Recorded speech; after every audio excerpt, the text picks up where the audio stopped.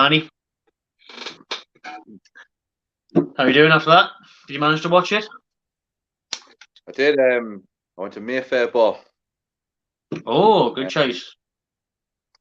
Yeah, good bar, but tell you what, I don't know.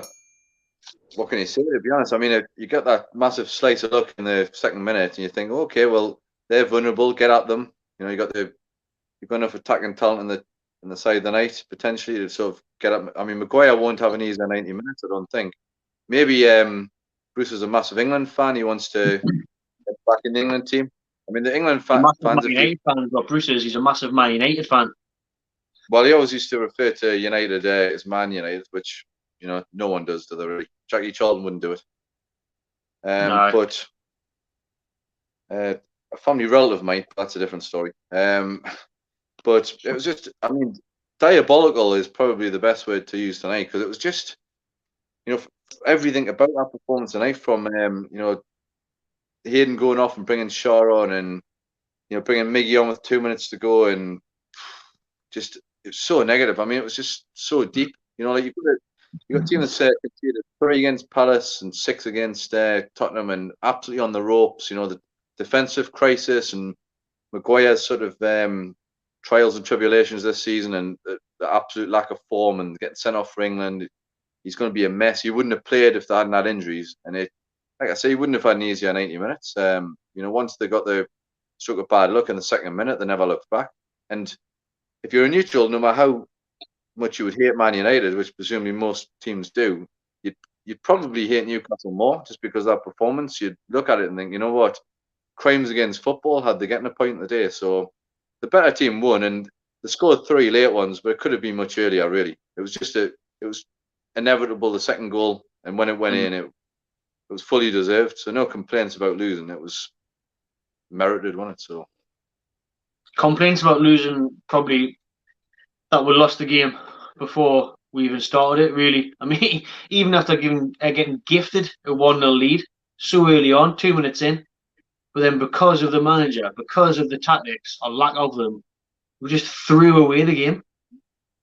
Yeah, I mean, the tactics, they've worked for them, but it's been by sort of hook or by crook. It's been by crook, hasn't it? It's whatever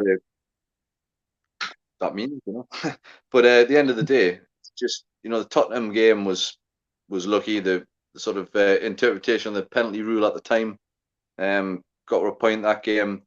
But I mean, against Brighton, they were dreadful. They were dreadful tonight, on a par with Brighton, really. And they were good against West Ham. I think we caught West Ham at a good time to play them. West Ham have improved since. Most teams tend to improve. Like look at Brighton, even from last season. They've struggled a lot, and they've started the season a bit better. They were unlucky actually at home.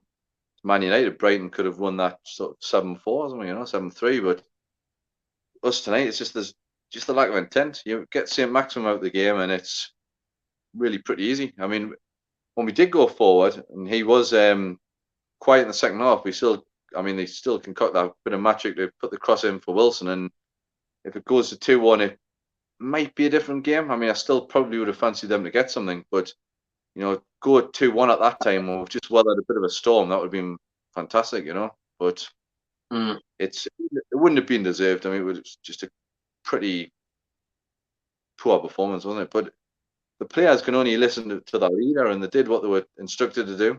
I mean, Hendrick's a bit of a mystery to me at the moment. I mean, when he plays, it just seems like a very ultra negative move at the minute. It's almost like you want someone else to help it, as right back in that, and it's dropping Miggy a negative move. I don't think Hendrick for me has been great this season so far. He showed like glimpses in the first game, took that very well taken goal, but it seems like it's a negative move when you play him. He's not particularly quick either, is he? He's not particularly forward thinking either. It just seems like it's an extra defensive option, doesn't it? And we play with 11 at the back, so but not to single him out. He's doing his job. He's sticking to his directive. So away from home, you might think about that option as being a better option, but not that home advantage counts for much at the minute without the fans. But familiar surroundings, you still think home advantage is going to count for a little bit, but it's just so disappointing. I mean, that's when you really need the last 5 or 10 minutes, or even the last 20 minutes, the fans like shouting at Bruce Hill and abuse, telling him to make substitutions and Throwing getting cabbages at him. Sorry. Throwing cabbages at him, Aston Villa fan style.